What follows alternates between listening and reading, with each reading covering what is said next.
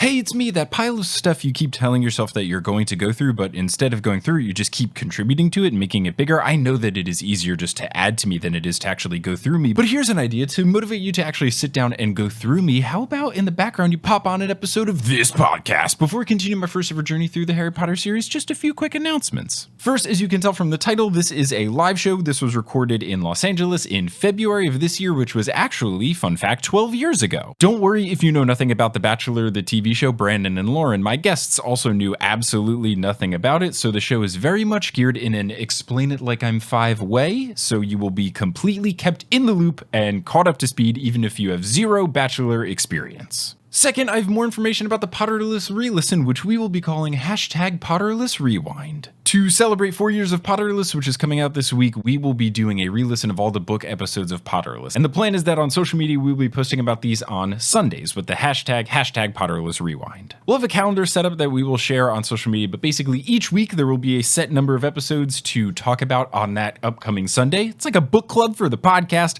So the first week will kick off on Monday, October 19th, meaning that on Sunday, October 24th, we will be talking about the first 7 episodes of Potterless. So episodes 0 through 7 on Sunday. If you want to post about them on Instagram, Facebook, Twitter with the #Potterless Rewind, we can all have a big, fun book club session about how little I knew about the series and how I was so wrong in saying things like I didn't like Hermione. So that'll be a fun time, and we're going to kick that off Monday, October 19th. And speaking of exciting things, something that excites me is the new group of patrons that we have at our team over at patreon.com/Potterless. So shout out to Cara Galloway, Renate Witt, Danielle Elizabeth, Charlie the Moth, Aim Sue, Hattie J, Essentially Haley, and Tim Heller. And shout out to Bardod, who upgraded their pledge. And of course, we have to give love to our existing producer level patrons: Vicky, Christine, Aaron, Clau, Marchismo, Samantha, Juan, Rosemary, Marie, Lisa, Romina, Audra, Eleanor, Nikita, Rachel, Zachary, Alex, John, Noel, Claire, Rory, Veronica, Lotta, Noah, Tracy, Colleen, Jennifer, Justin, Jacob, Maya, Mark, Polly, Zena, Hardlin, Noelia, Nikki, Kine, Amanda, Kafir, Sarah, Marta, Maya, Flora, Georgia, Skyla, Edel, Professor Threat, Ellie, Michael, Kelly, Carrie, Connie, Jen, Nedry, Will, Marcos, Marique, Ashton, Brittany, Phelan, the Meadows family, Ginny, Heather, Kevin, Lori, Jaro, Peta, Janan, Callahan, Leah, Melissa, Bella, Melanie, Becca, Reese, Adam, Joseph, Lily's mom, Madison, Tonks, Sabrina, Sophia, Farzan, Melanie, Matt, Okamahime, Boney Pony, Kelsey, Rike, Taylor, Megan, Riley, Laurel, Rossan, Erica, Miranda, Landon, Kendra, Natanya, Yogan, Darcy, Sandra, Craig, Leor, Demi, Michelle, Callista, Jennifer, Henrique, Jeremy, Delkis, Katrina, Jerica, Casey, Megan, Zot, Jack, Sophia, Dane, Kirsty, Robin, Chick, Mermaid, Daddykins, Alaria, Lori, Gregory, Stan, Kaka, Nina, Ribbon, Brittany, Ashley, Ravenclaw, Gavin, Jack, Serenity, Emily, Haley, Sabrina, Sean, Jenna, Laura, Mazeltov, Eileen, Annette, Kristen, Hufflepuff, Brett, Hunter, Mary, Steamed Nuggets, and Can't Harry Potter, who never mess up cooking stuff on their stove to where it gets way too smoky, meaning that everything in their house smells like hamburgers. If you want to be like one of these amazing patrons and get access to director's commentary,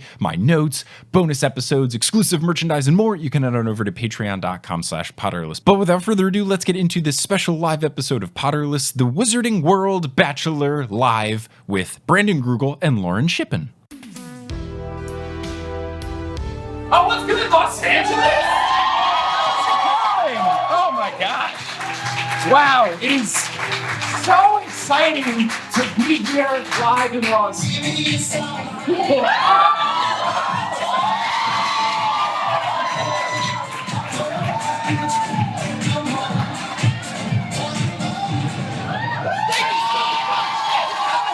Potterless Live! Pardon me.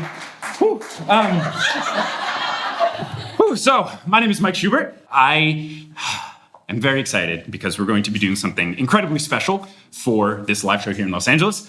It's something that used to be near and dear to my heart, but is no longer because the show is garbage. But it's still fun to make fun of. So today, we will be performing Wizarding World, The Bachelor.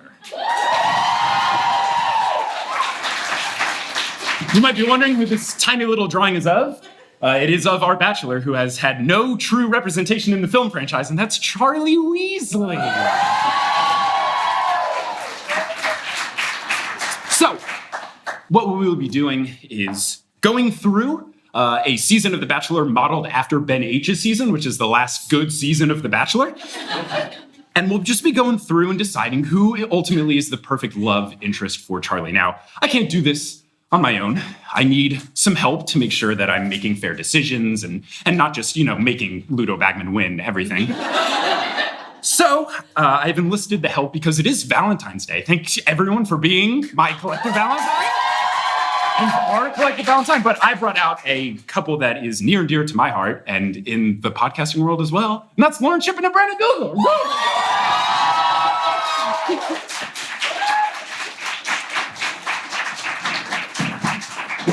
How's it going? We did not agree on this. Not run this by me. I am looking forward to showing off my encyclopedia knowledge of The Bachelorette. Right. How many episodes total have you both watched of the franchise? 0.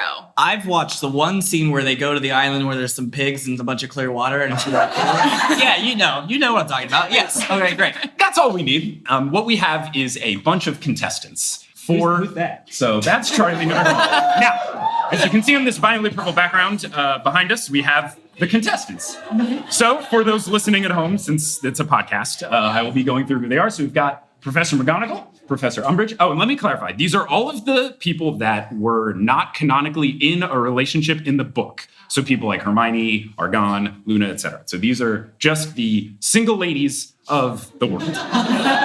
So we got McGonagall, Umbridge, Trelawney, Bellatrix, Cho Chang, Rita Skeeter, Winky, Madame Pomfrey, Lavender Brown, Padma Patil, because Parvati gets with Dean Thomas, Moaning Myrtle, Katie Bell, Professor Sprout, who's the snake lady? Bathilda Bagshot.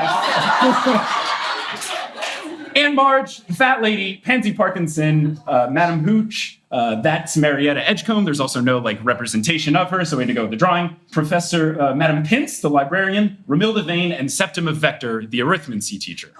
You know, Septima Vector. Yes. The very popular.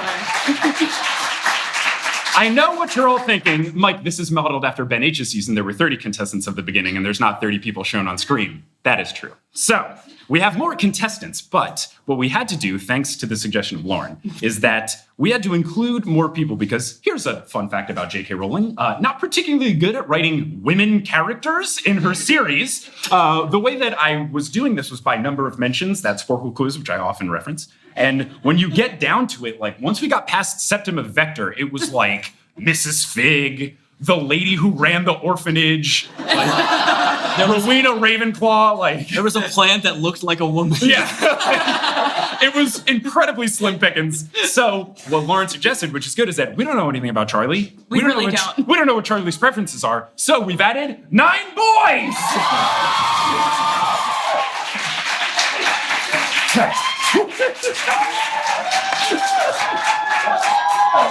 It's some ghosts, I think. Truly the creepiest rendering of Ludo Baggins. It's the only canonical thing of him. So it's actually 8 boys. Sorry, I had 9, but then Dean Thomas was taken by Parvati, Right. so I had to delete him and put in Septima Vector. So we have 8 boys. Those are Draco, Gilderoy Lockhart, Lee Jordan, Seamus, Peeves, Flitwick, Ludo Bagman. That is the picture of him from the PlayStation 2/GameCube video game of Quidditch World Cup. The only time besides the illustrated drawing he's been depicted, and the illustrated drawing one is terrifying, so I didn't put it. And It's worse than that. It's bad. It's really bad. And Xenophilius Lovegood. What was my criteria for picking these 8? It was the 8 that I was like, yeah, they might swing. Very official for that. So we've got 28 humans and 2 others. Yeah. So what we do so this is not weird and creepy is we're saying everyone is a consenting adult, and we're not worried about Draco. I did not consent to this. Yes. I was not one. Other than Brandon. So we'll be going through, and Misha, you can now go into edit mode since we will be slowly removing them. So what we're going to do, as The Bachelor does, and if you've never seen The Bachelor, don't worry, because they haven't. So I have to explain to them.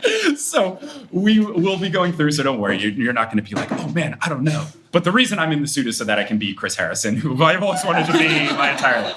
I did Is that the host? He's the host. Yeah, I did for a little bit think that was To Catch a Predator guy. Yeah, no! Not Chris Harrison? No. Okay, Chris Harrison started on HGTV. Yeah. And then did To Catch a Predator. Then, no. And then The Bachelor. Wait, but yeah, Did The Bachelorette it's and the Who Comes to Be, Who Wants to Be a Millionaire. It's Chris. Oh. Who's the... Who's the Chris Hansen. Hansen. That is very Okay, close. yeah. That is very close. So, the first date, what always happens in The Bachelor is that they just get in this big house in Los Angeles, and they're in a big mansion. They just have a big party, a bunch of people get drunk, and then 8 people go home because they're just not interesting enough. So, what I have lined out Hard. Who decides this? The Bachelor. Based on what? Whatever he wants. Oh, Whatever he wants. it's a cruel world. I'm already having anxiety about this. So by the end of this discussion, we're going to have to delete 8 people from here. From existence. Just from the show. They will go to their homes and be totally fine and hope that they can scrap together an Instagram influencer career because that's all you do of why you go on The Bachelor or The Bachelorette. Is there a trapdoor that they do fall through? This is the Hogwarts edition, so there could be. Oh, like a Maybe moving to staircase say. that takes you away. I like it. I think that's good. That's good. So on this first date, instead of having a giant mansion, I think obviously they will be in Hogwarts Castle. The children's school. They're all adults now. It's the summer. They're home. Hogwarts needs some money. They're renting it out to CBS or NBC or whatever channel runs this program. So we've got 30 people going after the love of Charlie Weasley. What kind of stands out to you as people that might perform well, that might perform poorly? So I have a question about the sort of format of how The Bachelor is introduced to all of the contestants. Yes. Like, do they know anything about him? Do they Yes. have, like, any insight? They'll know stuff about him. Unfortunately, in the case of Charlie, no one knows anything. He likes dragons. Dragons, And he's ripped, good at Quidditch. good family, good at Quidditch. Yeah. That's about all we're going with. But usually they'll start with some one-on-one. The people will walk into the mansion one by one. He'll meet them all. Then it's a big cocktail party. They go in and out, have conversations. There's something in The Bachelor where it's, can I steal you for a minute? This is when one of the bachelorettes, these 30 people will be referring to them as the bachelorettes. This is where the bachelorettes would walk up to Charlie and be like, can I steal you for a minute? And then they would walk over into a side room and they would just be like, this is crazy, right? They'd be like, it's so crazy. We're on The Bachelor. It's so weird. I'm so excited to start my journey. And it's just that. I feel like I'm watching it. I hate to admit how accurate of a representation of the show it is, because that's all it is. So, what do you think? I mean, I think right away, Peeves might just be pulling pranks the whole time and not actually going after Charlie's love.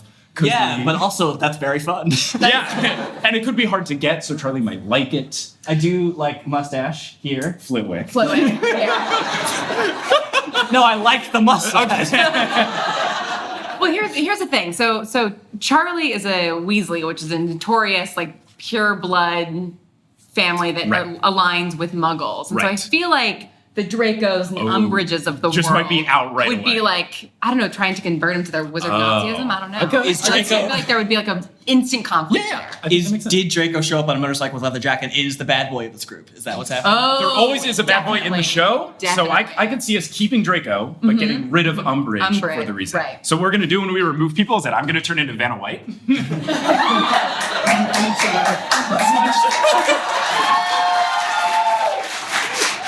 A lot of Vanna White fans. Huge props to Misha Stenton for making me let this bit exist. Be as obnoxious as possible. So one down, 7 to go. We got rid of Umbridge. One thing that I would like to initially postulate is that Hooch and Sprout are definitely dating. I can see the two of them just hooking up the first night and leaving. But also, Well, is that the end of The Bachelor? Is that the correct answer to the television show? Did we solve it? but also, Hooch is the Quidditch referee, right? And Charlie's a very good Quidditch player, so Okay. maybe there's a love connection there. Okay, all right, okay. We can keep them around. But yeah, we need to remove Okay. 7. And Marge is a Muggle, right? So she's freaked the hell out. But is she the diversity factor? Which is very important in the show, because in the show they're always like, hey man, I know you're not interested, but you gotta keep at least not all white people. Please. We've done 30 seasons and have had one person that isn't white as the host. Please. So she could be the She Muggle could be diversity. the Muggle diversity. You were getting ready to hack someone who. I've forgotten everything about Harry Potter. Please forgive me. Moaning Myrtle? Moaning Myrtle, thank you. Great name when you meet her for a bachelorette tournament. Sure. Bachelor Sure. tournament. When you walk up, she's a ghost and a child. Okay, So- cool. That's true. Good enough for me. Winky is still a house elf. Don't you touch Winky. I'm just saying. Look at that photo. That's true. Yeah, Mike has picked the saddest fan art of Winky I tried to get everyone's sassiest possible photo. And then Winky, there were only sad depictions. Okay, what Bethilda backshot are we dealing with? Is it Bethilda backshot inside the snake? Snake pretending to be a human. Get rid of snake. Yeah, definitely. No, keep the snake. What? No, get rid of snake. Giant snake bad. This could be like, there's always one person that shows up in The Bachelor like wearing a costume or something, and there's just like some intrigue. It's like, he's dressed as Santa Claus. I'm just so confused. And then they eat you. Yeah. So she gets her on the first one, and then right away, Charlie's like, I think it might be a snake inside of a human's body. But I'm intrigued. He loves animals. He Yes, loves he does. animals. He's into reptiles. Okay, but we need to destroy some people. I think Fat Lady is a painting, probably not Yeah, really probably not well a, fit. yeah. Difficult to date. Yeah, so we're gonna get rid of the Fat Lady. Let's see. I just don't like snitches, so I just want to get rid of Marietta Edgecombe right off. Yeah, that's fair. Not gonna stand. But yeah, we've killed 4. We gotta get rid of You 4 know, more. Charlie's a bit of a jock. Maybe he doesn't like math. I feel like septum Yeah, septum vector's out. Yeah. One day we'll learn about. I'm stereotyping Charlie as a jock. Very good hat, though. Great hat. Is that a math hat? It has to be. It's a perfect. It's a vector cone. hat. Yeah. How many is that now? That has been 5. We need 3 okay. more that need to go. Mike, Yes. I'm sorry. That's all right. Can you date a Lego?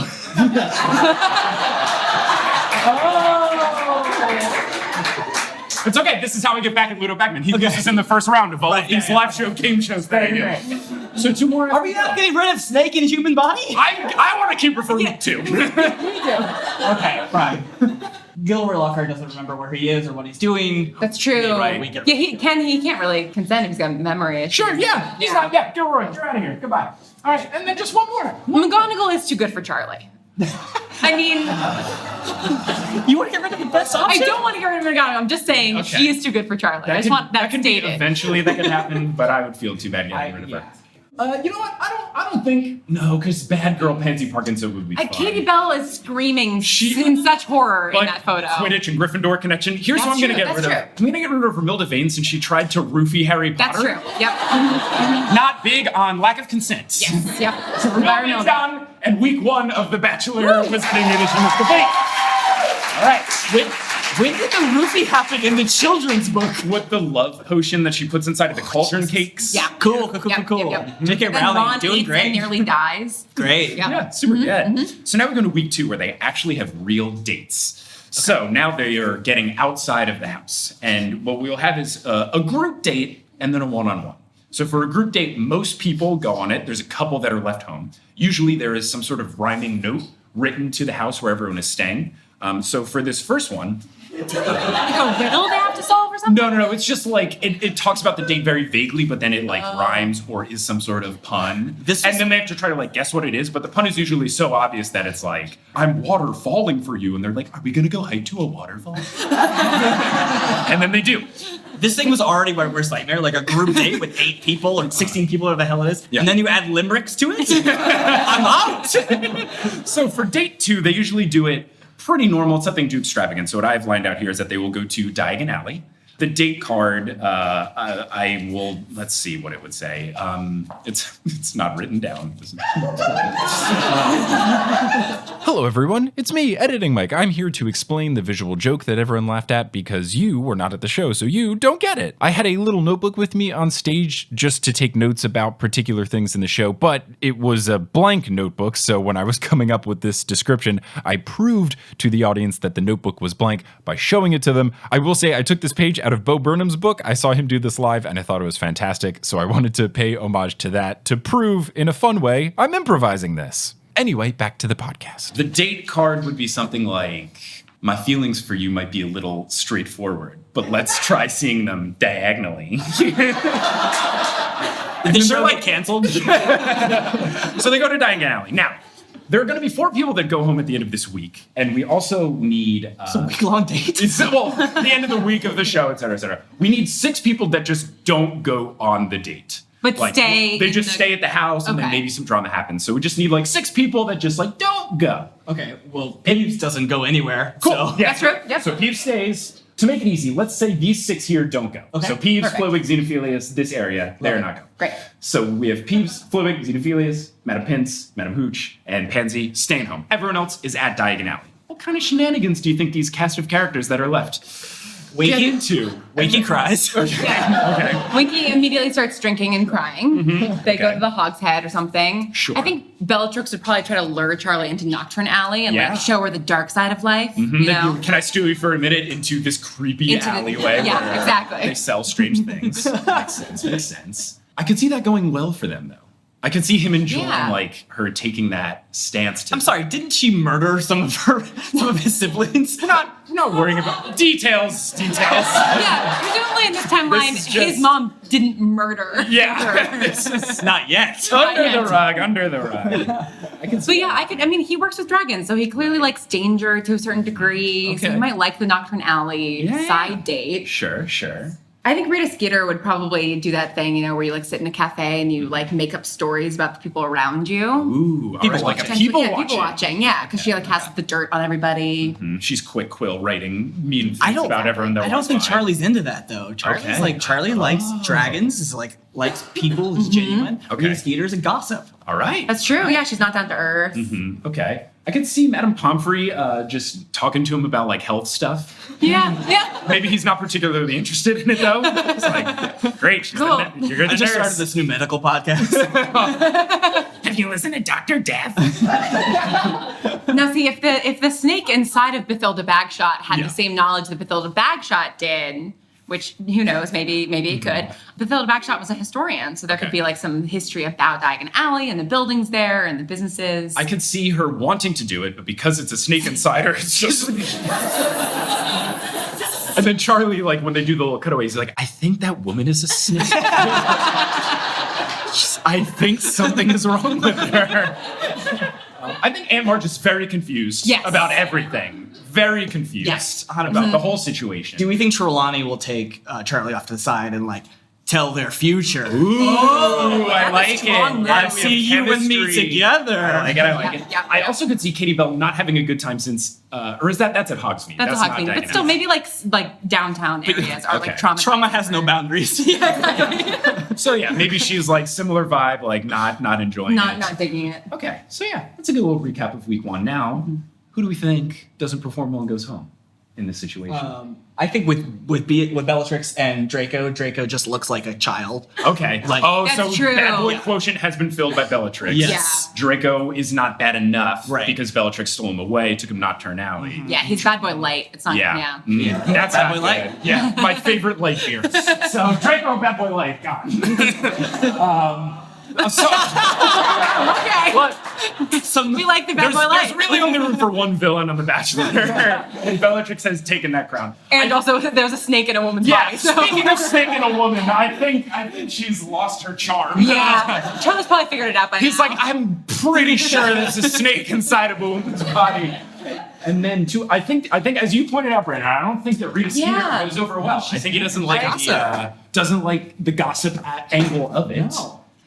Is Marge still here? I think she survives a little bit longer. She's that diversity quotient. I feel like Charlie would like have a nice like couple minutes walking down the street with Madame Pomfrey, and then be like, I feel like I just want to like stay up on a like hang out with my mom. Okay. You know, it's like it would be like let's be family friends, but like this is not a love connection. Sweet. Or So is then it Madame Pomfrey a date also between them? Who knows? Who knows what Molly Weasley's up to? I like that Misha made me touch it. All right, so it's the end of week 2. And now we move on to week 3, the third date. Now, there's usually a physical challenge of sorts. That In sounds the third is week. this That sounds show? dirty as hell. It always happens. There's like they'll play flag football, or they'll do an obstacle course, or wheelbarrow races, or something. Some sort of physical challenge takes place. So, what are they going to do? They're going to play Charlie's favorite game, Quidditch. So this is Quidditch week. I love the muddled reaction of everyone. I've truly had my effect on this. Everyone's favorite. I hate it so much. Everyone's reminded of the scoring system that makes no sense. So, they're going to play Quidditch. Quidditch is 7-on-7, so I think we should just divide into half teams. Okay. So everyone is playing, except for... Or Seamus. What? Yeah, let's have Seamus play, and Peeves is just Peevesing. So, Those are the Quidditch teams. They're going head to head. Who do you think performs well? Who do you think performs poorly? Who has good chemistry that it makes Charlie feel good? Because what always happens is this with the physical challenges, the winning team then usually gets to go on like a concert of a bad musician that isn't very popular, but NBC doesn't have to pay a lot of money to get them on the show. And then the winning team in The Bachelor, yes. Is he making this up? No. The winning team in The Bachelor go to this concert. So whoever wins will go to a Weird Sisters concert, since there are 2 bands. It's that or Celestina Warbeck, and she's too top dollar for this That's show. true, yeah. Well, it's interesting because it's like Madam Hooch versus Katie Bell, right? Like 2 very accomplished players. Right, but then McGonagall, Quidditch legend, True. is on one team. True. Little old, but still. And then Lee Jordan, known for commentating, probably still all right at playing. Very true. Probably really good at trash talking. Yes. Absolutely. Yeah, Draymond Green. I feel like Xenophilius Lovegood would be terrible at Quidditch. He'd be like worrying about nargles. Exactly. He'd be like flying off somewhere, and Winky also. She would. Don't you touch Winky. I'm not gonna do it. I'm just if her team loses, it doesn't mean she goes home. Yeah, I'm just a little bit worried about her being drunk on a broom. She's small and she is constantly drunk. Often judgmental. I think does Bellatrix just murder people? Yeah, she's not a bad strategy in Quidditch. The rules are pretty lax about it. Marge would be terrible. She's never been on a broom before. No, but no idea. But she does have flying experience. Involuntary flying experience. Nonetheless. So I think team on the left wins. Okay. Yeah. That's who I think wins. So we've got these people on the left here are now at the Weird Sisters concert with Charlie. Who makes a connection with Charlie there? I think this is where McGonagall lets her hair down. Ooh, you know? Okay. Where she like takes off the hat, takes off the lets hat, the hair down. and She takes off one bun, but still has one left. Yeah. And she like rocks out to the Weird Sisters, and it's like, oh, okay, there's another side to this like very straight-laced woman. Right. I like that. Yeah. I like that. Is anyone awkward at the concert? I feel like Cho Chang plus music doesn't necessarily vibe. I don't remember her performance at the Yule Ball in the movie, but I don't know. She looks like she's in the metal. I don't know. all right. Marge, why is Marge here? Yeah, I think she's probably I think she's overstayed her welcome at this point. You know, I think would actually do really well in this whole date though. I think Lee Jordan hits it off really well. I think they do. That's Gryffindor, true. Yes. Quidditch, Yep. trash talk. Yeah. I think that's like a really big connection for them. Yeah, so I think it you're goes right. well. All right. Yeah. The date is over and now 4 people have to go home. We are very safe to Yeah. get rid of Anne March. She's very confused. So she's out of here. Let's see. It's just anyone? Yeah, anyone. And winning team, losing team. I think Xenophilius performed really poorly. Yeah. And Charlie was not amused by the lack of Quidditch acumen there. But who else? At what point? Lavender Brown's here? Yeah. What's she doing? Has she dated Ron in this universe? It might be a little awkward. We've literally said nothing about her, and it's been 30 minutes. She like had lines in the book. Yeah. She's gone. I'll be honest, did not know who that was. Perfect. And then only one more needs to go. Wait. Whoa. Wow. First off, Security? yeah. Don't touch Mickey. Second, there will be times where we turn to the audience for advice. Wait until we turn to you.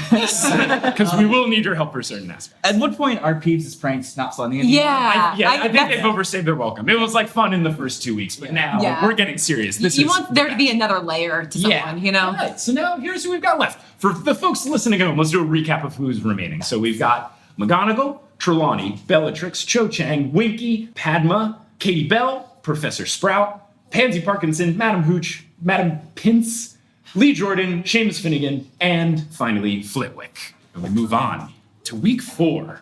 Now, week 4 is usually at the point they will go to the hometown of the Bachelor. So in this case, you know what? I think they start in Romania, where he works, where Charlie works. But then by the end of the day, because they're wizards and they can just take a port key, I think they spend the evening at the Burrow with the Weasley family. And they get to meet the fam. Yeah. So, but they start in Romania. Let's just say there's few enough, everyone goes. So everyone is here in Romania. And they're hanging out with Charlie and his dragons and stuff. Who does well with dragons? Who does poorly with dragons? I don't know that Trelawney and dragons mix. No, I don't think so. I don't know that she's nimble on the feet.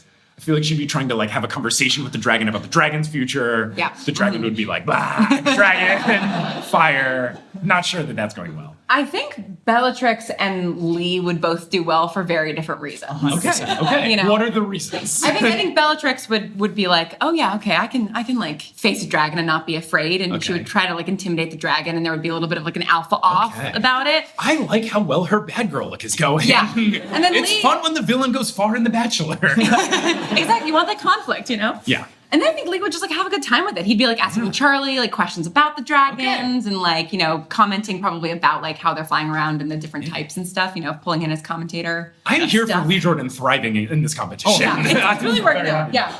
I think Flitwick does well. Dueling champion. If any danger came True. afoot, he could be quick on his feet with some spells. I think Flitwick has a blast. I think he's just shooting charms everywhere. Yeah. Screwing with these dragons. Yeah, you know who I don't think does well? I don't think Pansy Parkinson does particularly well. Yeah. Her tough girl exterior kind of starts to crumble. Because When you're faced with the dragon, if Draco was bad boy light, Pansy Parkinson is like, oh, I spilled a drop of beer into my glass of water. Like, she is the lightest possible. Yeah. So she's like Michelob Ultra. I think she's gone. So I don't think Pansy does well. I think she's out. I think Trelawney at this point probably gone as well. Yeah. And then 2 more. Is Winky still here? if you touch Winky, I will walk off the stage. What about Padma? What is she doing? Padma, we barely said anything. I haven't talked much about Padma. Padma's gone. Does the librarian do well with dragons? Maybe not. Wait, I don't know. wait. She has a lot of knowledge. That's true. Also, the library is very dangerous. That's super true. Okay, she does very well with dragons. What about Joe or Katie? Yeah, I think Katie might be scared. Yeah. Like, she was previously thwarted by a necklace. Yeah. Now we've got a dragon, a little higher stakes. I think Katie Bell is also gone. All right, so we move forward now into week 5. Now, at week 5, this is usually where there's few enough where they relocate from staying in the house in the Bachelor world in Los Angeles, or in our case, staying at Hogwarts house. They go to an exotic location. So what I've done is I've come up with an exotic location that is technically in canon if wizardingworld.com, formerly Pottermore, counts, which who the fuck knows at this point, since they just delete stuff. They're like, McGonagall's this old. Oh, fuck, we put her in the second movie. No one saw that, right? So I went to the page where it's like the other Wizarding World schools where they have them across the globe and stuff. But what I have identified is the Japanese Wizarding School, Mohu Toboro. So they're basically going to Japan now. They're having a fun time. I wanted a sounds whole amazing. new series from this school. Yeah, the Brazilian Fuck school, Hogwarts. which came in second place here, is called Casulabrukso. So they got great names, way better than Hogwarts. Hogwarts, and then the American one's like Ilvermorny or something. Yeah. And then they're like Native Americans. Am I right? Everyone's in Japan at the school. What do you think they're doing while they get into Japan? Okay, I'm gonna throw this out here. Yeah. These two, they hook up. Oh, yes. Oh yeah. 100%. Yep. They hook up. Absolutely. That becomes a thing. Everyone else is like upset about it. They try to keep it secret. The producers and like the night vision camera saw it go down. It's We're all in talking green. about Hooch and Sprout, right? Yes. Yes. Yeah. Hooch and Sprout, yeah. I think they That's hook up and then I don't even think they get sent home. I think they just They leave on their own leave. volition. Yeah. So yeah, happily ever after. It's a love connection. Hooch and Sprout. It's great. So they're gone. I actually think this is where Madam Pins thrives. In Japan. All yeah, right. because she's like, I bet she speaks a couple languages. Oh, yeah. She knows a lot of stuff. She walks around teaching Charlie how to speak Japanese. Exactly. Yeah. Okay. I like it. I like it a lot. What is we doing Seamus here? Yeah, I I don't think Seamus- thrive. I think he did well with dragons, fire, explosions, Seamus. But yeah, Japan, Seamus. Not sure. He's just too like he's just gonna knock into a bunch of things. I don't know. Yeah. A little clumsy around, yeah. So Seamus also got. Now, one more needs to. We're not touching Winky. If you touch Winky, I will run in. Yeah, Flitwick in Japan. How does it go? He feels like a homebody to me. I don't know why. Like he feels like someone who's like He's likes been at the his space. school for so long. Yeah. It's comfortable. He's the travel. He's out of his comfort zone. Yeah. Doesn't necessarily vibe well. Okay. Or can I also pitch that he gets so into Japan that he stays there forever? He's like, look, I'm having a great time. Things are I'm the teacher at fine. this school. I don't care about love anymore. I want Japan. Yeah, very cool. So, off to Japan and off of the show. So we are now down to our final 6. We have Professor McGonagall, Bellatrix, Cho Chang, Winky, Madam Pins, and Lee Jordan. representing the boys. Quite a crew. Quite a crew indeed, Pass Mike. Hello, everyone. It's me, Editing Mike. How's it going? I hope you've been enjoying this episode. Now, we have to take a little bit of an intermission, because it's a live episode. Intermission, because we need to talk about the sponsors of this episode in a little segment that we like to call Wingardium Adridosa.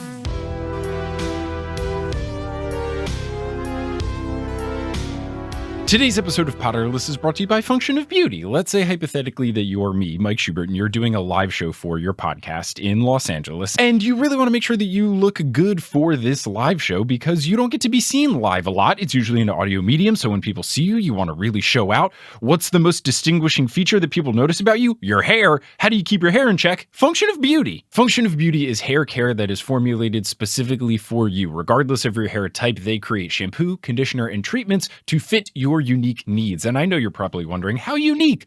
They can make over 54 trillion possible ingredient combinations to make sure that your formula is as unique as you.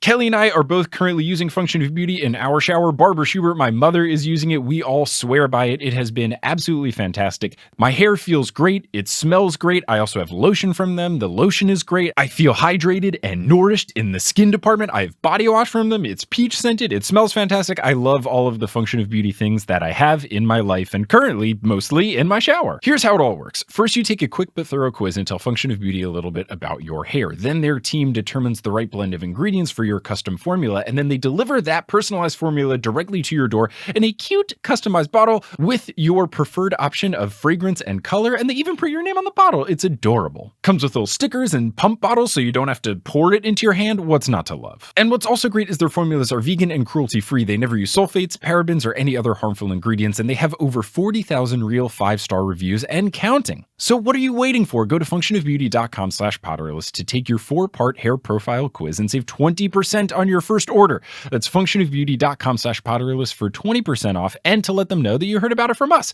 That's functionofbeauty.com/Potterless to save 20% and get an awesome hair situation for your upcoming podcast live show today. Today's episode of Potterless is also brought to you by HelloFresh. Let's say hypothetically that you are me, Mike Schubert, and you're on the road in LA. You don't have time to go grocery shopping, but you still want to avoid eating fast food because you want to eat healthy and feel good about cooking a meal. What could you use? HelloFresh. HelloFresh, America's #1 meal kit, has recipes that are easy to follow and quick to make. They have simple steps and pictures to guide you along the way and make sure you're doing it right. And HelloFresh is sustainable. The packaging that they use to ship your food is almost entirely made from recyclable and/or already recycled content. And HelloFresh is flexible. You can keep your fridge stocked by adding extra proteins or sides like garlic bread to your weekly order. My most recent box from HelloFresh was fantastic. One of my favorite meals from it was the bulgogi bowl. It was this wonderful ground beef and cucumbers and carrots and rice and sesame seeds and sriracha. It was fantastic. It was right up my alley. It's something I don't normally cook, but they made it very easy and very delicious. And I'm not exaggerating. I bought more stuff from the grocery store this morning so that I could make more of it on my own. So if you want to get cooking with HelloFresh, you can go to hellofresh.com/80potterless and use the code 80potterless to get a total of $80 off across 5 boxes, including free shipping on your first box. Again, that's hellofresh.com/80potterless and use the code 80potterless and you'll get a total of $80 off across 5 boxes, including free shipping on your first box. So go to hellofresh.com/80potterless, use that code 80potterless, get fresh food and savings delivered directly to you today. And finally, today's episode of Potterless is brought to you by BetterHelp. Let's say hypothetically that you are one of the contestants in Wizarding World: The Bachelor, and when you get sent home, it's not great and you want to talk to someone about it. Who could you talk to about this? You could talk to a licensed professional with BetterHelp. With BetterHelp, you can start communicating with your own licensed professional therapist in under 48 hours. BetterHelp is not a crisis line, it's not self-help, it is professional counseling done securely online. There is a broad range of expertise available, and BetterHelp is available worldwide. It's not just a US thing, and this is great because you might not have access to the help that you need locally, so now you can do it just from the comfort of your own home using the internet. You can log into your account at any time and send a message to your counselor. They will give you timely and thoughtful responses, and you can schedule a weekly phone call, weekly video calls, whatever makes the most sense for what you need. BetterHelp wants you to start living a happier life today. So if you go to betterhelp.com/potterless, that's BetterHelp, HELP.com/potterless, you can join the over 1 million people who have taken charge of their mental health with the help of an experienced professional. And as a Potterless listener, you will get 10% off your first month. So go to betterhelp.com/potterless to get 10% off your first month and start talking to someone about how Charlie Weasley didn't think you were good enough today. what I have prepared here, we have not gotten into this yet, but this here is the producer bag of spice. What happens on The Bachelor is that they always need to conjure up some sort of drama to make things happen that will make some sort of explosion that sends people home or makes people mad at each other, et cetera, et cetera. This sounds like a great show. It once was. Really So I have all of the cliche list of things that often happen on The Bachelor. Eric Silver helped me put this list together. My friend Chris Chan helped me put this together. Kelly helped me put this together. So there are lots of things that like always traditionally happen here. So I'm going to pull out the spice, and then I'm going to see what it is and who it probably makes the most sense to happen to. No. I hate to touch Winky, but... Oh, no. Mike. So Winky overslept and missed the date where they all went out into Japan. And that just doesn't bode well for her true dedication to the cause. She would oversleep. No, but So much drinking. So much y'all, drinking. but like, who do you want on a lazy Sunday afternoon? You want Winky who's gonna sleep in with you. Did that work?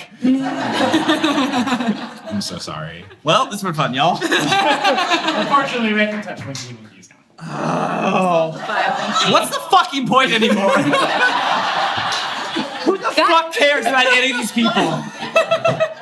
So we have 5 I'm left. taking out McGonagall next. We have 5 left. And there's something that hasn't happened yet, which is very important, that needs to happen on The Bachelorette, which is where there's 2 people that usually get into some sort of argument. And the way that they settle how this... 2 people get into this argument. The way that they settle is they do a 2-on-1 date, where those 2 people go on a date with The Bachelor purely just to get the 2 people that hate each other in the same space. This show sucks. They fight with each other the whole time, and then one stays and one goes. So before we get to the final 4, which is hometowns, we're gonna pick 2 people to go that would have some sort of beef between them, each other, go on a date with Charlie, and then one of them has to leave. So the people remaining, who has beef?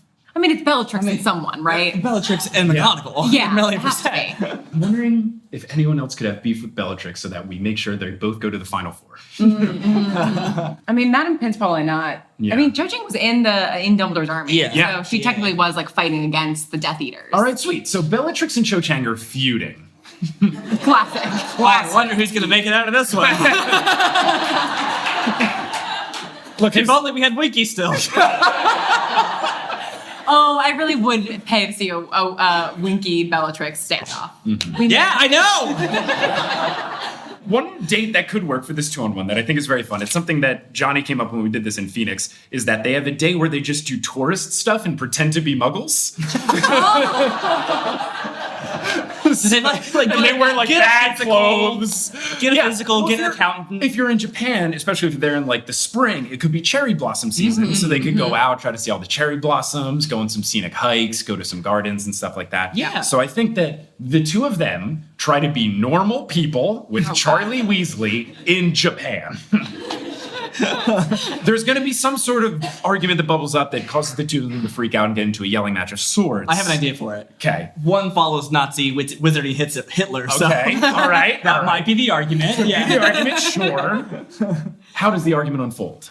I can't believe that you follow Hitler. I can see it. I think it would turn very bombastic very quickly. Bellatrix doesn't seem like someone who's going to like ramp up a debate. You know, Right. she's It's just going to gonna go right like, for the throat oh, immediately. we've started. My volume's already at 11. Exactly. Blah. Yeah. They would blow their cover immediately. Right. Charlie would probably, being like sensible, would probably have to like figure it out Sure. and try to make sure that they didn't like reveal themselves to muggles. Okay. Here's how I think it could go down, going by like Bachelor stuff, is that this could be to the point where people are like screaming at their televisions, mad that this person is still here. And I think that is Bellatrix. If anybody saw, I don't know if it was Ben H's season, doesn't it? Corinne from The Bachelorette? Yeah. She's someone that like made it all the way to the final 4 and everyone's like, why the fuck is Corinne still here? She's so bad. I think that's what Bellatrix happened. So I think Cho Chang goes home and everyone's like, no! Yep. So I think Cho Chang is out of here. Bellatrix is staying, and we've The gone. producers are like, Bellatrix is too interesting. We Gotta keep her on. But now we're in. I think Bellatrix murdered Cho Chang, y'all. This is what happens. Who's to say? So when you get to the final True four, crime podcast that comes out. when you get to the final four, which is McGonagall, Bellatrix, Lee Jordan, and Madam Pince, Madam Pince! how did Dark she survive? You go to the hometowns of these contestants, and Charlie goes, meets their family and stuff. So let's start with Bellatrix. Interesting home life, to say the least. I don't know that it's going to go well because they don't like the Weasleys very much. They sure don't. I think there's going to be a lot of arguments right off the bat. Yeah. Yeah. No, I think that's it. That's all. That's the whole thing. I think it's quick. I don't know that it goes particularly well. We might have an easy candidate for who's going home this week, but let's see how the rest of the hometown dates go. McGonagall. She's of who knows what age now. Yeah. Does she have a hometown anymore? I know that there is like a thing on the Wizarding World that like said things about her backstory and like her family life and all of that. I've not read it yet, so I don't know. Do we know where any of these people are from? No. Should we just say like Illinois? I do think that like Lee Jordan is probably from like a really fun part of London. Yeah. Okay, yeah. Yeah. This is probably skewed by Luke Youngblood, who plays him as like very like bright, bubbly Londonite guy. Yeah. Yeah, he's on Doctor Who for sure. Like, So That would probably be a fun trip with Lee Jordan. Lee Jordan's hometown. They go to London. They're having a great His family's time. probably great and fun. yeah, they graffiti things. What the fuck do you do in London? I have no idea. Ride the tube. Meet Banksy. You ride the tube. Pay for things with weird money. Drink tea. Complain when Mike Schubert messes things up in the Potter's podcast about the United Kingdom. That's what I've gathered about. You meet Benedict Cumberbatch. Yes. Yeah. Yeah. You drive on the wrong side of the road. Right. Et cetera, et the whole cetera, et thing. cetera. You Brexit. All of the things. We're Americans, y'all. It's fine. Look, things are shitty right now. If other people go shitty, at least it's like misery loves company, right? So London, Lee Jordan, that goes great. Love it. Madam Pince. Is her hometown a library? Could be, but I think she just like takes him to his hometown to like the tiny little like Meg Ryan from You've Got Mail bookstore. Yes. And Yep. then they just like they go around. very romantic. Favorite little like Yeah. reading nooks. Yeah. Go over Probably some pretty some nice. stuff. Pretty calm. Yeah, Yeah. really nice. Yeah. I think McGonagall and him just have like a night out on the town. I think Yeah. they get drunk. Yeah. And they just like, because I'm just living in a world where she doesn't really have like a lot of family left. They're just like kicking it. I think they just go out drinking and like having a blast. Right. And then Charlie finally understands that it's more of a mother vibe than a dating vibe. Those are the initial seeds that can be planted. So in this week, though, only one goes home. I think we've overstayed the welcome of the Nazi. Yeah. Think so? I think Bellatrix Lestrange is gone. So now we move on to the finale. This is not where I saw this going. No, I could have put good money on McGonagall. for sure. I put $1,000 on Lee Jordan. Madam Pince, no way. I really thought Ludo Bagman was going to be in the mix. No, here. no. The Lego man? He always loses first round. He's so bad. The finale, what happens is they go to this exotic location. It's the three of them. It's all these like exotic one-on-one dates and stuff. And then one goes home and then it's the final two, but they stay in the exotic location the whole time. What I've identified as the exotic location is I was trying to think of places that they actually go in the Harry Potter series that is exotic. And I was like, oh yeah, they do Albania. Where's Albania? Because I don't know geography. So I Googled it and it's like on the Mediterranean. It's like basically Greece. Apologies to all of my Albanian and Greece listeners, but like it's in the same like area and That's vibe. their motto. Basically, Greece. Albania. It's basically Greece. I think they go to Albania, a wonderful beach town on the coast. They have a great time. They're eating all this great food and stuff. It's just a series. What's the food in Albania like, Mike? Albanian food? You know, the classic Albanian dish. Yeah. I assume it's Mediterranean, so it's hummus, olives, pita bread. You know, Albanian food. I've just lost every Albanian listener. All 12 of them. Be a slight dip in the download. That's where I lost Albania. So it's a series of one-on-one dates. Let's start with Madam Pince. I'm not sure that this goes particularly well at this point. She doesn't strike me as someone who like loves the sun. Yeah, You know?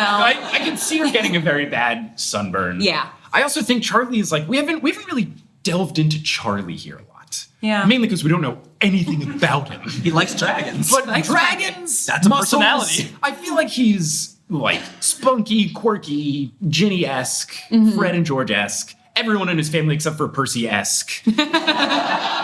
I feel like Pince is just a little, like her whole shtick is that she just shushes people when they're having fun. Yeah.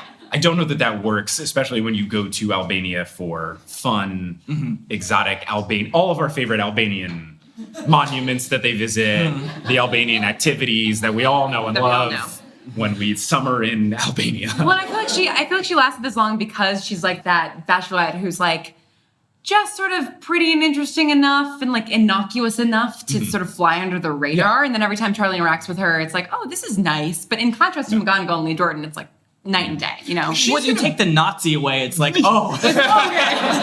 Oh, wait. You're kind of boring. You were great by comparison, but like.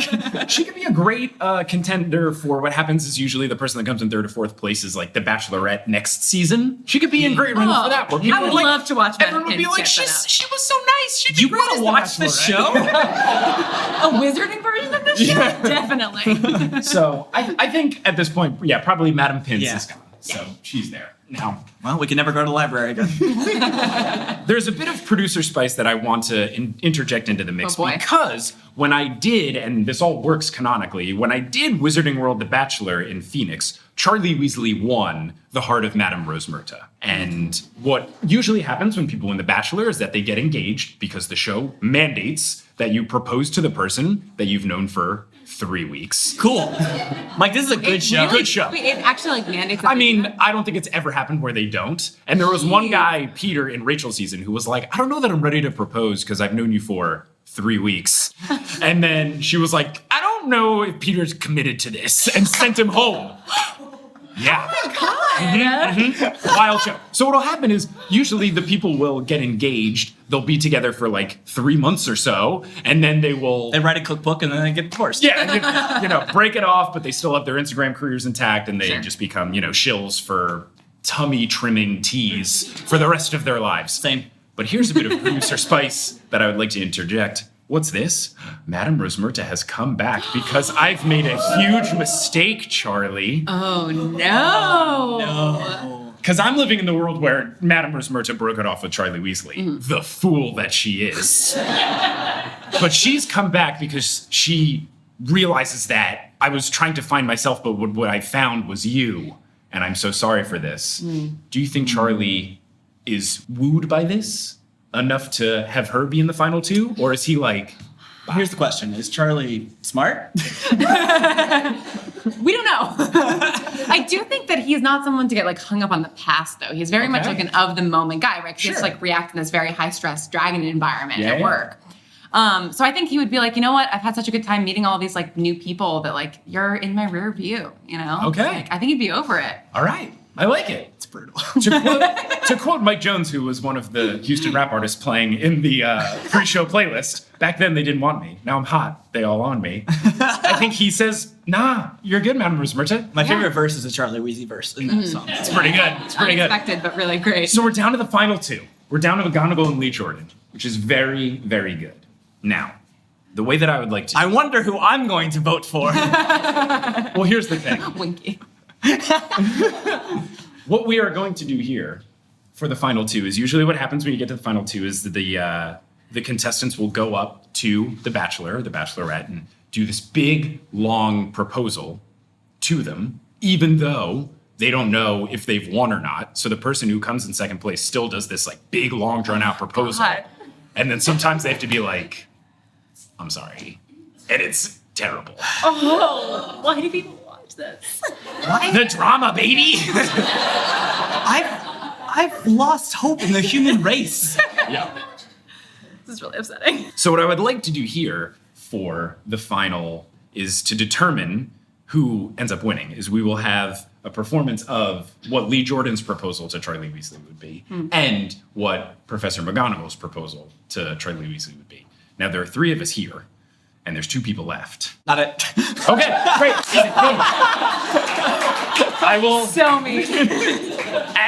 Because that was done dirty to you, and you're the guest, I will let you choose who would you like to act out the proposal of to Brandon, who will now be playing the role of Charlie Weasley. Yes. Please impress me.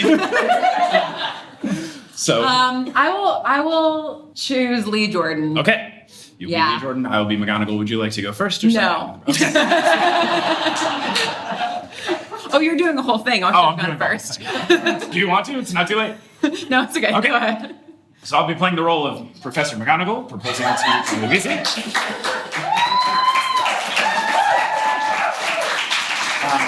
We're also just living in the 2020 version where they just like get down on one knee and are like, it's the future, so we're gonna be good. So yeah, dear Charlie.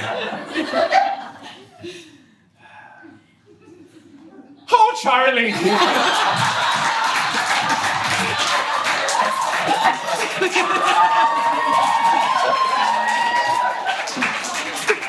Apologies in advance, this will become Irish. I can't stop it. I've had a good time on the show with you these past 3 weeks when I've gotten to know you. I'm sorry, my ears are bleeding. It's been truly wonderful going to meet your family that I already knew. We got to make fun of Ron behind his back, and it was wonderful. I loved going and see you in your place of work where you're most comfortable, around with dragons and fire, but what I've came to realize, getting to see you over the past 3 weeks or so, is that where you're most comfortable is with me. And where I'm most comfortable is with you. And I know that you deal with dragons and fire and you have red hair, all things of fire related, but the brightest fire that I can think is the one that burns in my heart for you. And I know we have the Quidditch connection and catching the snitch is an absurd amount of points. 150 or so, but catching your heart would be worth infinite. So,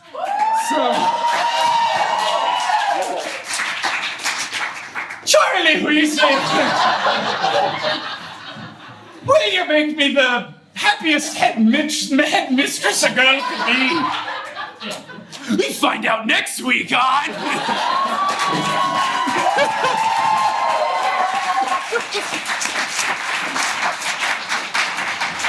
I hate that I chose not to go first. Follow that. I suddenly have a hankering for Lucky Charms. All right. I'm not going to do a voice because I feel like that's a very Sure, good idea. we're good. Mm-hmm. Charlie. That was so wonderful. Have you seen?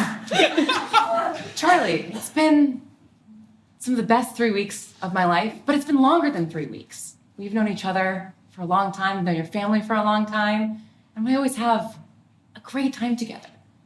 You know, I spend my life saying things to people to entertain them, and this is the hardest thing I've ever had to say. But you're the person that I want to commentate life with. So Charlie Weasley, will you let me whisper into your ear?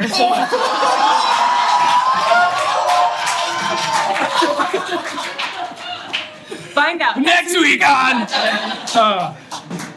what a wise decision I do where I keep going against you, a writer, in things. Oh, we don't even need to do this, but to get audience participation because I promised it, we're going to do a round of applause for who won. Well, if you're late... I don't know. That's tough. That's tough. All right, first up, Winky. Thank you. Very good, okay. If you think McGonagall should win Charlie's heart, applause. Boom! And if you think Lee Jordan took it, officially won Charlie Weasley's heart on Wizarding World The Bachelor. Give it up for Lauren and Brandon, everybody. Thank you so much. Yay! Amazing. So we got a little bit of time left before we go out. Afterwards, we'll like do pictures, get merch. I got pens, and we can sign stuff, meet us all, whatever, hang out, etc. But I always like to round these out with a little bit of Q&A before. Mm-hmm. So if anyone has any questions, start thinking of them now. Just raise your hand. This is why I love Winky.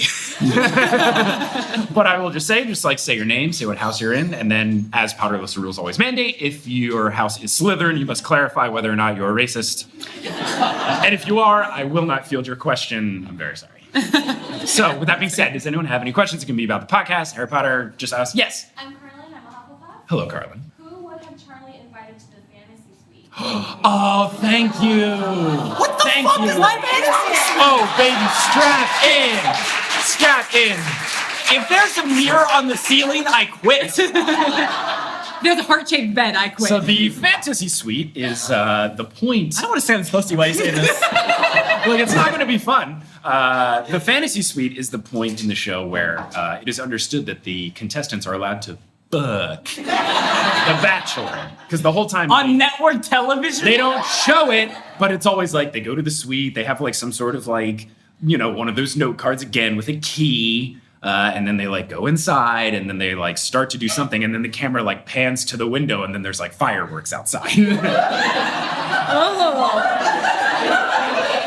Do you want to leave? Yeah, kind of. Here, what I would say is, even though she didn't make it to the final 3, I think Charlie would bring Bellatrix because she's a freak.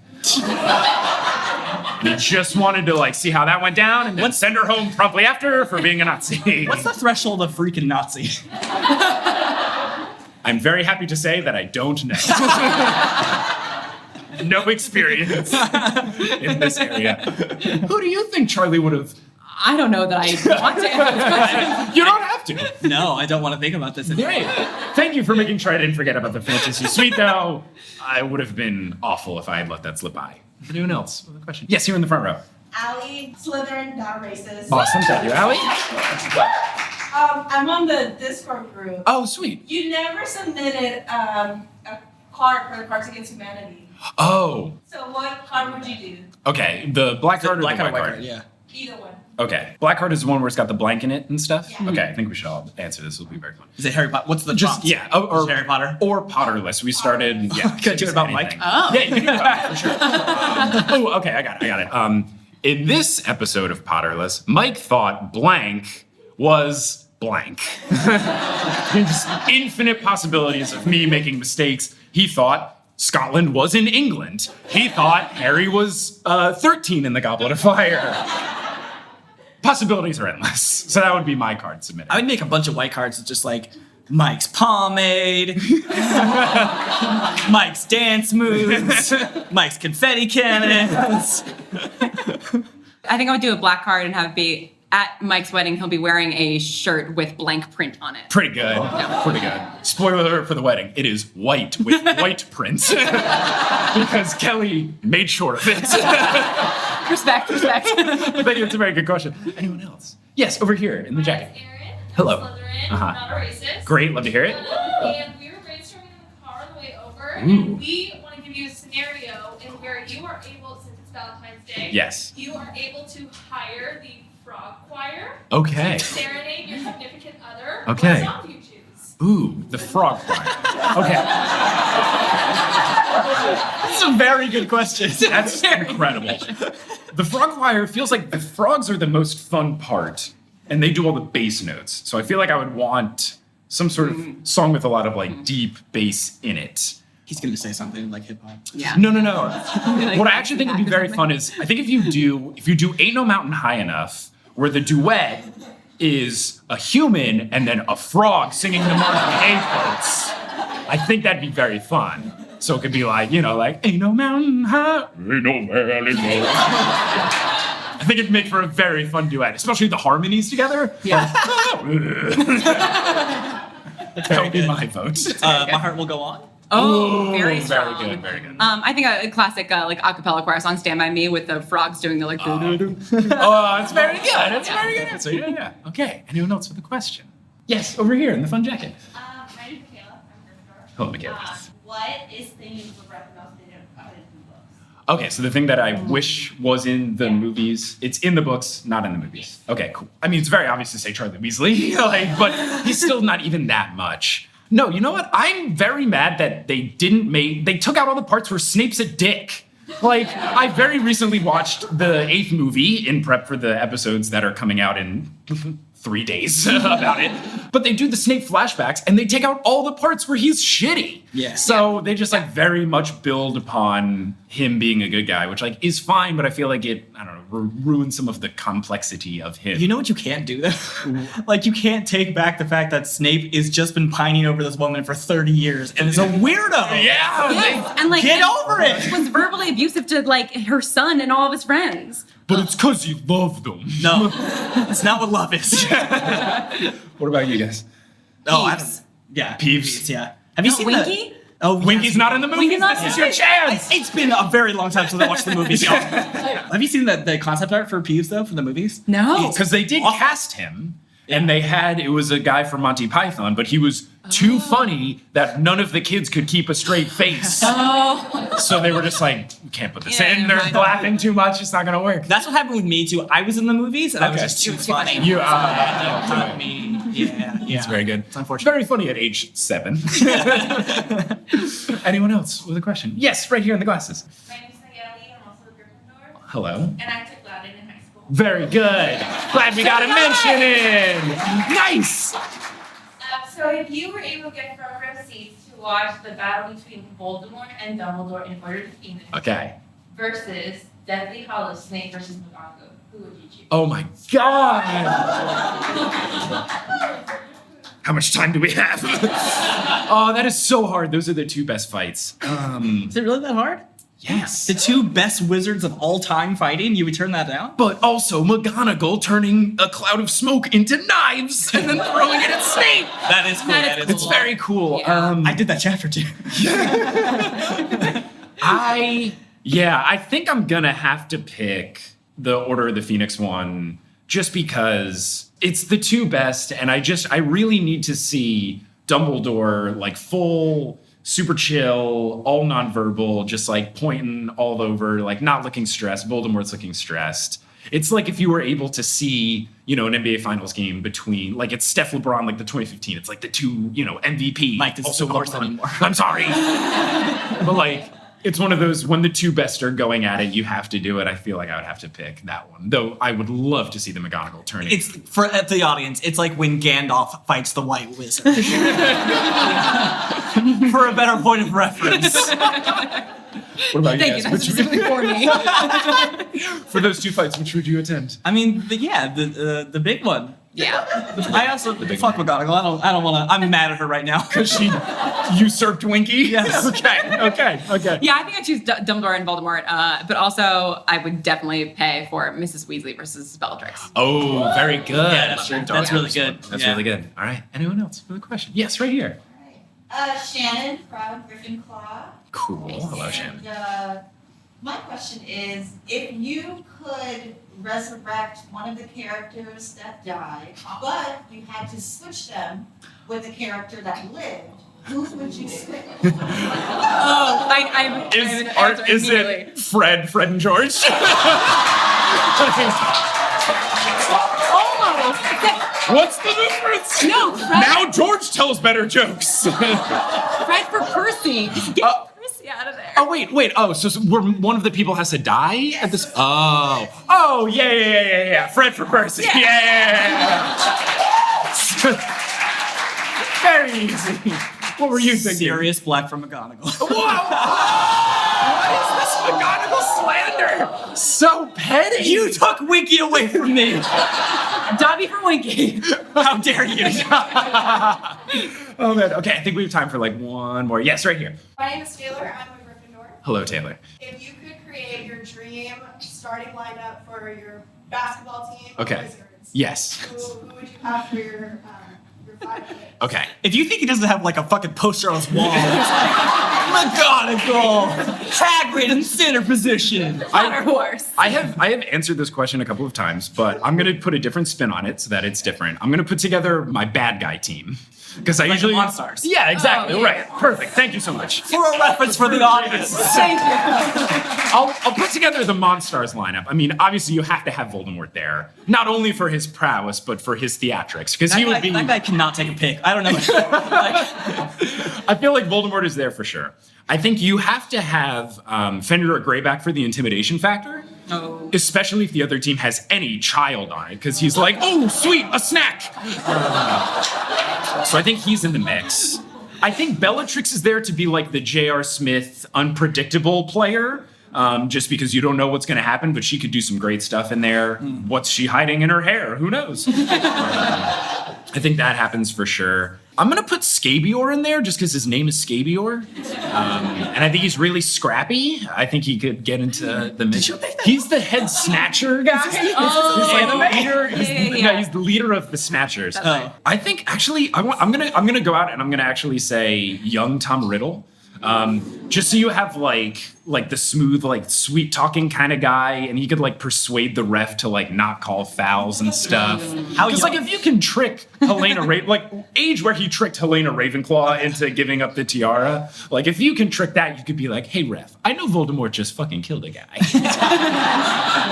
But like, don't you think a technical foul is a bit much? What if we just call it a turnover? Leave it at that. And the ref would be like, wow, he's so charming. Say, that's my Monstars lineup. Do you guys have any basketball lineups you're going to put together? No. Or just five cool wizards? I think I put together like a women over the age of 45 league, you know? Okay, good. Like good, you got good. McGonagall, Hooch, Madame Pomfrey, Trelawney, and Madame Pince, just like figuring it out. What a roster. I really enjoy it. Trelawney be the worst basketball player So bad all at it. time. But pretty good coach. As long as she's like trying to draw plays, but then all of a sudden she's like, they're gonna try to shoot from the corner. And then they're like, oh, okay. So she'd be like good in very, quick spurts. She'd be a very useful. I'm gonna make a whole team out of house elves. If that's Okay. Are there more than 5 in the series? Yes. Who? Not named. Yeah, okay, that's right. So we've got Dobby, Winky, and Creature. Yep. And then 2 of the other ones that then 2 use more? knives on the ankles in the battle. Adobe. Yeah, it's Sleepy and Dopey. Perfect. What a great roster. Thank you so much for the question. Thank all of you so much for coming out. Give everyone a round of applause. Eric Silver for helping me out with the horse.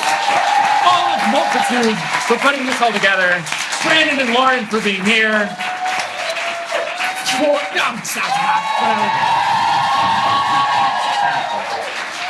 For Misha helping out in the booth. For all of everyone else in Multitude that's helping out with merch sales and putting stuff up and organizing things while I make sure I had all of my silly details together. Thanks everyone so much for making it happen.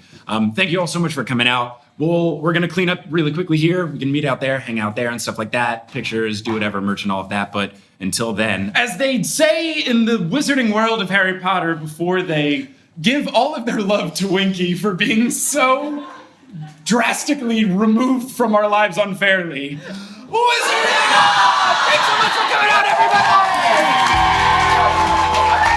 Hey, if you're looking for new podcasts to listen to, look no further than Multitude. We have so many great shows. We have new shows from Meddling Adults, the new show that I launched this summer, to Next Stop, to our newest show, Exolore, to the fact that Horse has a new co-host. There's so many new fun and exciting things happening in Multitude. Join the party having a new season, Spirits having new types of episodes, everyone's switching things up and keeping it fresh, and you can learn about all of the wonderful shows and listen to them now at multitude.productions. Potterless is created by Mick Schubert, it is hosted by Mick Schubert, it is edited by Mick Schubert, it is produced by Mick Schubert, as well as Vicky Garcia, Christine, Aaron Johnson, Klauser, Lopu, Marchismo, Samantha Rose, Juan Sanfiliu, Rosemary, Daj, Maria Lisa C. Keen, Romina Rivedinier, Audra Eleanor Curlin, Nikita Power, Rachel Guthrie, Zachary Pulido, Alex Consilver, John Cocker, Noel Basile, Claire Spencer, Rory Collier, Veronica Bartova, Lotta Bartova, Noah, Tracy Toya, Colleen, Jennifer Marklew, Justin Montero, Jacob Parrish, Maya Gray, Mark Body, Polly Burge, Zena Resnowski, Harlan Haskins, Noelia, Nikki Harris, Kine, Amanda Alford, Kafir Shaltiel, Sarah Shetter, Marta Morrison, Maya, Flor Sake, Georgia Davis, Skylar Lilly, Edel Ryan, Professor Threat, Ellie Hoskovchova, Michael David Yordi, Kelly Otilio, Kerry Crumpler, Connie Bienkowski, Jen Went, Nedry OS, Will Huser, Marco Cepeda, Marie Grieger, Ashton Gabrielson, Brittany Gutierrez, Phelan the Meadows family, Ginny from the Block, Heather Lingeal, Kevin Stewart, Laurie McDonald, Jarl Sviven, Peter McGrath, Jan and Rose Daub, Callahan and Darris, Leah Reed, Melissa Rabb, Bella Baralac, Melanie Demi, Becca Spry, Reese Dignan, Adam Graham, Joseph Torp, Lily's mom Madison, Don't Call Me Nymphadora, Sabrina Balsiger, Sophia Loves Pigs, Farzan Sharabat, Melanie Delhref, Matt Barger, Okamahime, Bony Pony, Kelsey Gillespie, Rike Mangor Jensen, Taylor Payne, Megan Moon, Riley Kiedis, Laurel Happy, Rossanne Batamana, Erica Butler, Miranda Landon Schwausch, Kendra Hertz, Natanya Page, Yogan Shanley, Darcy Alexandra Harrison, Sandra Rose, Craig McRoberts, Leor Nachum, Demi Lynn, Michelle Spurgeon, Callista Delano, Jennifer Terzian, Henrique Wolf, Jeremy Elmore, Delkis, Katrina Smith, Smith, Jerica Law, Casey Canales, Megan Stempen, Zat, Jack Skitzes, Sophia Lyon, Dane Nemcher, Kirsty, Robin Garcia, Chick Parr, Mermaid Enter, Daddykins, Ilaria, Vicentin, Lori, Gregory Hughes, The Real Stan, Chun Pike, Caw, Mother Feathers, Nina, Jazalik, Ribbon Monstrosity, Brittany Harper, Ashley Summers, Your Friendly Neighborhood Ravenclaw, Gavin Miller, Jack Parr, Serenity, Allen, Emily Quinlan, Haley Hastings, Sabrina Casanova, Sean Allen, Jenny Browers, Laura, Mazel Tov Hila, Eileen Gazesh, Annette Pipitone, Kirsten R. Cunningham, Hufflepuff alumni, Brett Clausen, Hunter Gordon, Mary Price, Artemis, Trans People Are People, Steamed Nuggets, and Can't I Butter? Web design by Kelly Schubert, and the music is by Bettina Campamanes. If you want to find us on social media, you can at facebook.com/Potterless, twitter.com/PotterlessPod, instagram.com/PotterlessPodcast, and reddit.com/r/Potterless. For any and all information about the show, you can go to PotterlessPodcast.com. Bonus content lives at patreon.com/Potterless, and merch lives at PotterlessPodcast.com/merch. If you want to tell someone about the show, you reach out directly saying, hey, I think you would like this show, or you just leave a rating and review online. Those really help.